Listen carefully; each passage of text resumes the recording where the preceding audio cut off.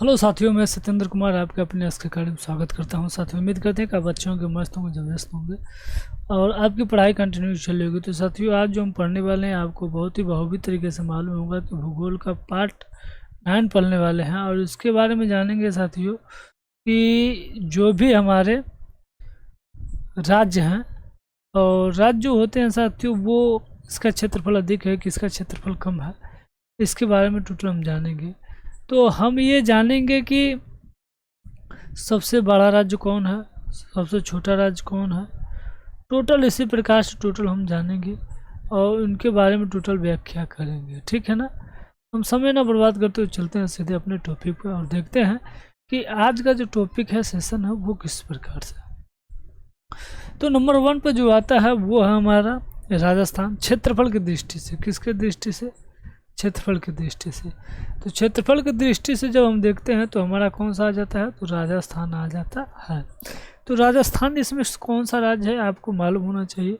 हमने टोटल राज्य बता रखा है आपको कब, जब हमने एक आपको एक ये वाला ट्रिक बताया था कि इसमें, तो यहाँ पर आपको बताया था 2 3 4 5 6। तो ये हमने टोटल आपको बता रखा है कि 20 राज्य यहाँ से याद रखेंगे, बाकी 7 राज्य इस साइड से याद रखेंगे और एक राज्य यहाँ से याद रखेंगे, ताकि आपको ये पूरा कन्फर्मली पता चल सके। ठीक है ना। तो हम समय ना बर्बाद करते हुए चलते हैं सीधे अपने टॉपिक पर, देखते हैं कि हमारा जो टॉपिक है वो क्या है।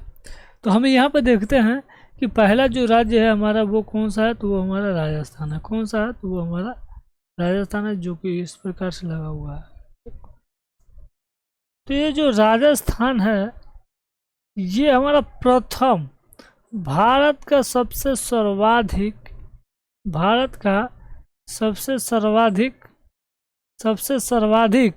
क्षेत्रफल वाला राज्य बन जाता है। कौन बन जाता है? तो हमारा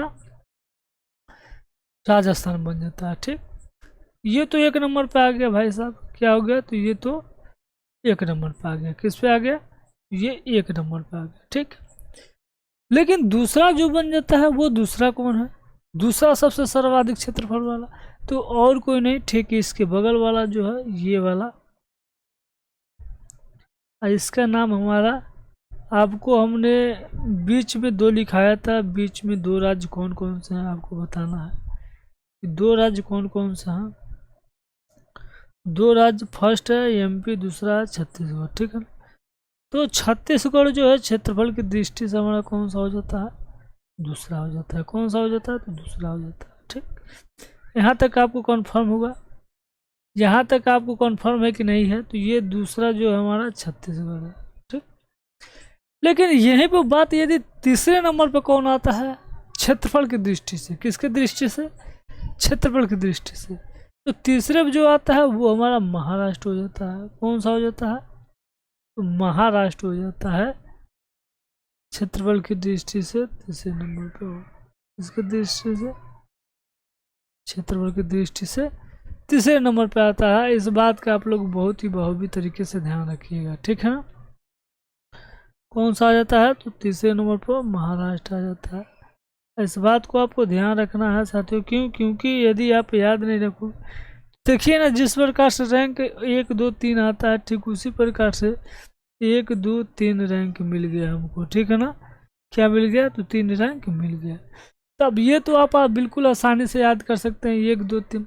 लेकिन बात हम 1 2 3 नहीं, बात हम चौथे नंबर की करने वाले हैं। तो चौथा नंबर जो है, तो यदि बात चौथे नंबर का किया जाए तो चौथे नंबर भी यहीं पर है। कहाँ पर? यहीं पर बगल में है और इसी से लगा हुआ है। और इससे जो लगा हुआ है उसके बारे में देखते हैं कि ये जो राज्य है जो हमारा यूपी के नाम से जानते हैं, ये कितने नंबर पर आता है? तो ये हमारा चौथे नंबर पर आता है। किसके नंबर पर आता है?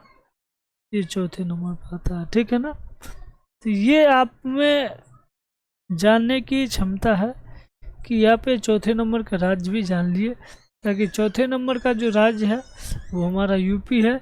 इस बात को आप लोग समझते होंगे। ठीक, लेकिन बात 4 तक रहा तो बात 5 को भी जानी चाहिए। तो 5वां जो राज्य हो जाता है वो कौन सा हो जाता है? 5वां जो राज्य हो जाता है वो कौन सा हो जाता है? तो 5वां जो राज्य है आपको देख ही रहे हैं कि कौन सा है। इसको तो रूप सभी बच्चे हुए होंगे। पांचवा जो राज्य है हमारा कौन सा है, ये हमारा गुजरात बनता है साथियों। और इस बात को देखिए मैप में हम आपको काहे बार बार समझाते हैं मैप्स पढ़ाने के लिए। मैप्स पढ़ाने में ये होता है कि आपको मैप के स्थान पर आपको हमने ट्रिक भी बताया कि आपको कैसे याद रखना है, तो आप ट्रिक भी फॉलो कर सकते हैं, ठीक है ना। तो ये 5वें नंबर का है, कितने नंबर का है, तो ये 5वें नंबर का।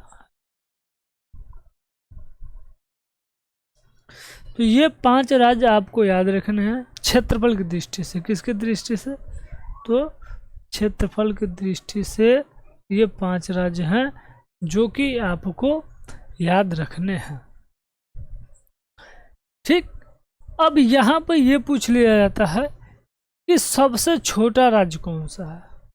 क्या पूछ लिया जाता है, सबसे छोटा राज्य। तो क्षेत्रफल की दृष्टि से सबसे बड़ा राज्य तो हमारा 1 नंबर पर राजस्थान हो गया। लेकिन जब बात इसकी आ जाती है सबसे छोटा राज्य, तो सबसे छोटा राज्य यहीं पे है और इसका नाम हमारा क्या बन जाता है, तो गोवा है। क्या है, गोवा। क्षेत्रफल की दृष्टि से सबसे छोटा राज्य कौन सा है, तो ये हमारा गोवा यहीं पर है, ठीक है ना। गोवा यहाँ पर है और इस बात का आप लोग ध्यान रखिएगा, ठीक है। देखिए साथियों, आप लोग यदि इस बात का ध्यान रखते हैं इसे याद रखिएगा आप, ठीक है ना। ये हमारा गोवा हो गया। तो सबसे बड़ा राज्य राजस्थान, सबसे छोटा गोवा, सबसे छोटा क्षेत्रफल वाला तो गोवा हो गया, ठीक। यहाँ तक समझ में आ गया। अब हम चलते हैं दूसरे पर। दूसरे पे जब जाते हैं तो दूसरे पर आपको देखिए आज छोटा बड़ा ही चलेगा। क्या चलेगा, तो आज छोटा बड़ा ही चलेगा और आपको इसे ध्यान रखना है, ठीक है ना। छोटा बड़ा में आपको इससे ध्यान रखना है कि छोटा बड़ा में पढ़ना भी क्या है, तो वो ही क्या पढ़ना है उस बात को ध्यान रखिएगा।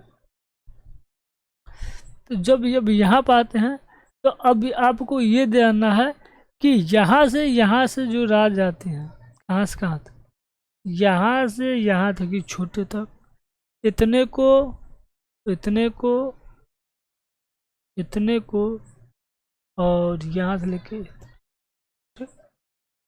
ये जो राज्य है। हाँ थोड़ा सा एक और जान लेते हैं, उसके बाद से इस पे आते हैं। इसमें क्या है कि आपको सबसे सर्वाधिक तटीय वाला राज्य कौन सा है, बहुत इंपोर्टेंट क्वेश्चन है।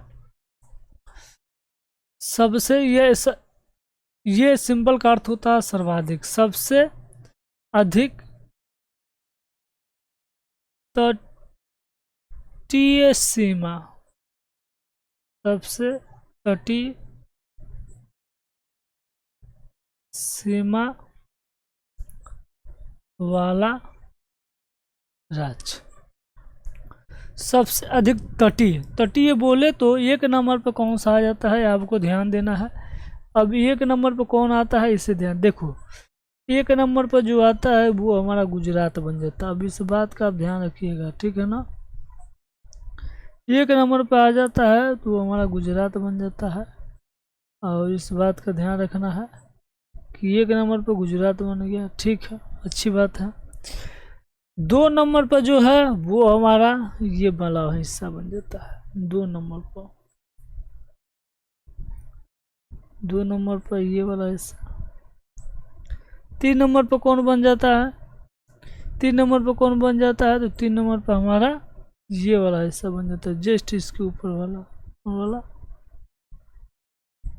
ये वाला हिस्सा जो है हमारा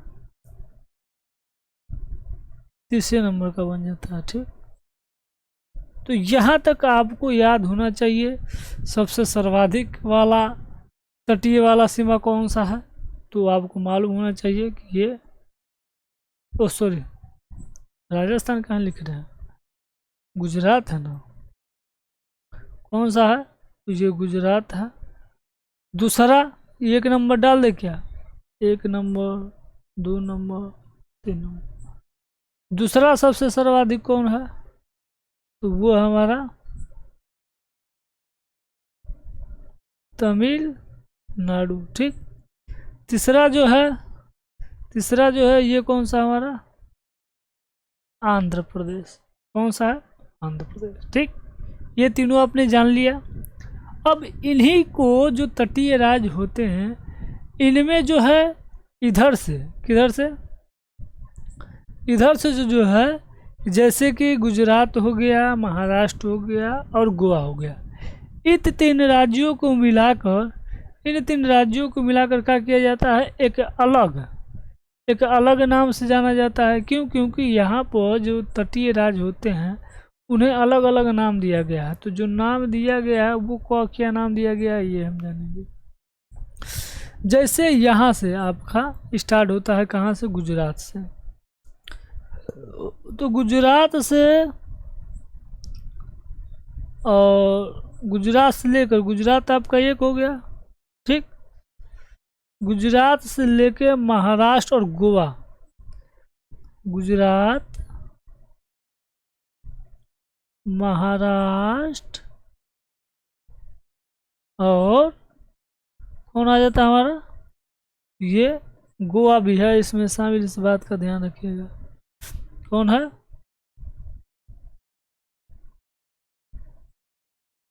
इस बात का ध्यान रखिएगा कौन है इसमें? ये हमारा गोवा है, ठीक। तो ये तीन राज्य जो हैं साथियों, ये हमारे एक अलग तट के नाम से जाने जाते हैं, जिसे हम बोलते हैं कोंकण तट। क्या बोलते हैं? कोंकण तट, कोंकण तट। इसे थोड़ा सा चेंज कर लेते हैं, ठीक है ना। इसे थोड़ा हम यहाँ पे इसको हम लिख देते हैं, इसको ऐसे लिख लेते हैं, कोई बात नहीं। इसे ब्लैक्स कर लेते हैं, ब्लैक्स करके ये दूसरा कलर से लिख देते हैं। कौन से कलर? इस कलर। इसे हम बोलते हैं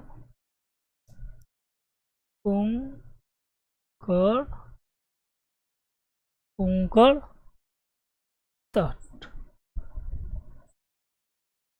ठीक, कोंकण तट। लेकिन जब बात आ जाती है हमारी कर्नाटक, यहाँ से थोड़ा सा ध्यान रखिएगा इस बात का कि जब बात आ जाता है हमारा कर्नाटक, ठीक, कर्नाटक के ठीक नीचे, कर्नाटक के ठीक नीचे एक हमारा केरल पड़ जाता है। कौन सा पड़ जाता है? ये केरल है। अब इन दो राज्यों की सीमा जो है साथियों, इन दो राज्यों की सीमा जो है, इनका क्या नाम दिया गया है? तो इनका जो नाम दिया गया है वो मालाबाड़ा। क्या? मालाबाड़ा तट, मालाबाड़ा तट, इस बात का ध्यान रखिएगा, ठीक। कोंकण तट और मालाबाड़ा तट, ठीक, ये दो हो गया। अब इस साइड जब हम आते हैं, कहाँ पर? यहाँ से, यानी कि ये तमिलनाडु का जो हिस्सा है, यहाँ से उठाते हैं कि तमिलनाडु का जो हिस्सा है ये वाला पूरा का पूरा, ये और इसी के ऊपर वाला एक हिस्सा है। कौन है? इसी का ऊपर वाला हिस्सा हमारा कौन सा है? तो वो हमारा बन जाता है, ये कौन सा हिस्सा है? आंध्र प्रदेश का। क्या है? ये आंध्र प्रदेश का, बात का ध्यान रखिए, ठीक है ना। तो अब ये दो जो होते हैं इनका जो नाम हो जाता है अलग हो जाता है। क्या हो जाता है? इनका जो नाम हो जाता है वो अलग हो जाता है। इन्हें हम बोलते हैं कोरोमंडल। क्या बोलते हैं? कोरोमंडल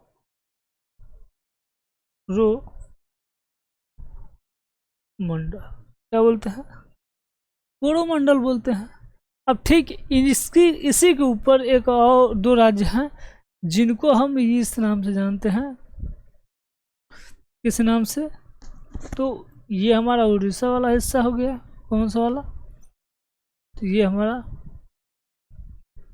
उड़ीसा वाला हिस्सा हो गया। ठीक, उड़ीसा के ठीक ऊपर कौन सा है राज्य, उड़ीसा के ऊपर हमारा पश्चिम बंगाल है, जो कि आप लोग बहुत ही बखूबी तरीके से जानते हैं, ये पश्चिम बंगाल है। ठीक, अब इन दोनों को जो है एक अन्य नाम से जाना जाता है, और इसे हम बोलते हैं, क्या बोलते हैं, तो इसे हम बोलते हैं उत्तरी सरकार, उत्तरी सरकार। ठीक है ना, तो ये आपको याद रखना है साथियों, क्योंकि बहुत ज़रूरी है, बहुत ज़रूरी है, सब बार बार पूछे जाते हैं एग्जाम में। ठीक, तो यहाँ तक ने आपने समझ लिया। अब इसके आगे जो चलते हैं वो हम ये पढ़ लेते हैं कि प्रादेशिक सीमाएं, जैसे कि समुद्री सीमा जो होती हैं, समुद्री सीमा भी पढ़ लेते हैं। समुद्री सीमा क्या है उसके बारे में जान लेते हैं। समुद्री सीमा की, समुद्री सीमा 3 होती हैं, एक 12 समुद्री मील, एक 24 समुद्री मील, एक 200 समुद्री मील होते हैं। उसके बारे में टोटल हम जान लेते हैं। इनका कार्य क्या है, इनकी जो भावना है, इसमें नहीं, थोड़ा सा ये वाला ले लेते हैं। ये वाला क्या है कि उसमें मैप में यदि जल दिखा दे तो और बेटर है, तो हम जल वाला मैप ले लेते हैं। ये सैंपल था, तो जल वाले में काफ़ी ज़्यादा इम्पोर्टेंट और हेल्पफुल होता है, समझने में थोड़ा इजी हो जाता है। ठीक है ना, तो ये वाला ले लेते हैं। इसमें क्या होता है कि ये वाला जो हिस्सा है हमारा, बस थोड़ा छोटा कर लेते हैं। ठीक, तो यहाँ पे जो है कि हमारे टोटल जो रेखाएं हैं, कौन सी रेखाएं, अक्षांश रेखाएं, देशांतर रेखाएं, कौन सी रेखाएं होती हैं, तो आपको मालूम है कि यहाँ से जो है हमारा कर्क रेखा गया है, बिल्कुल ऐसे। कर्क रेखा सॉरी साथियों, 23.5 डिग्री क्या होता है, ऊपर होता है उत्तरी गोलार्ध में। ठीक है ना, तो अब ये जो होता है इसी के अकॉर्डिंग ये टोटल रेखा डिवाइड है। लेकिन हमें क्या होता है कि हमें तो समुद्री मिल जाना है। भारत जो है एक ग्लोब पर स्थित है, और ग्लोब का जो है उस पर अक्षांश और देशांतर के रूप में कुछ काल्पनिक रेखाएं खींची गई हैं, तो उन्हीं के क्रिएट से, उन्हीं के हिसाब से ये टोटल बताया जाता है। तो जो कि इसमें ये दिया गया है कि भारत को फर्स्ट पहले बता देते हैं। भारत को फर्स्ट जो है, पहला जो है, पहला 12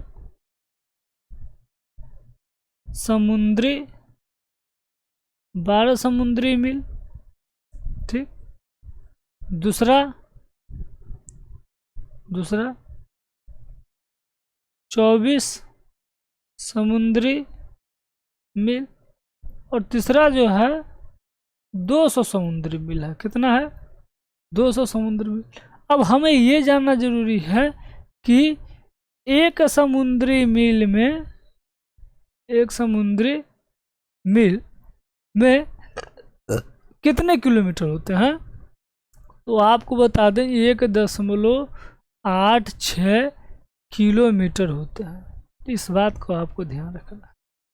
तो आपको यही जानना है कि 12 समुद्री मील और 24 समुद्री मील और 200 समुद्री मील का क्या क्या नाम है, यही आपको जानना है।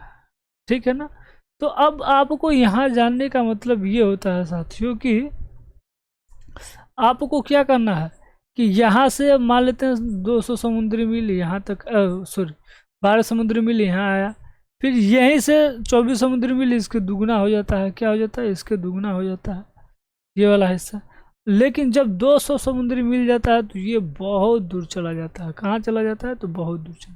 तो कुछ इस प्रकार की जो रेखाएं हैं, तो भारत का इस प्रकार की जो हिस्सा आते हैं 200 समुद्री मील के अंतर्गत, तो वहाँ पर सीमाएं हैं। कौन सी सीमाएं, एक जल सीमा होती है, एक थल सीमा होती है, एक वायु सीमा होती है।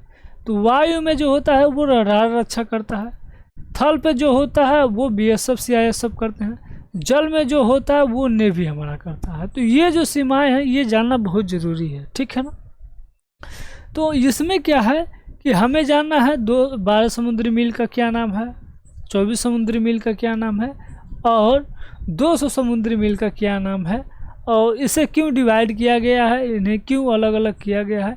तो वो हम जानेंगे अगली वीडियो में। बस आज के लिए इतना ही, कल फिर मिलेंगे एक नए सेशन के साथ। उम्मीद करते हैं आपको ये सेशन अच्छा लगा हो। जय हिंद, जय भारत, जय मां सरस्वती।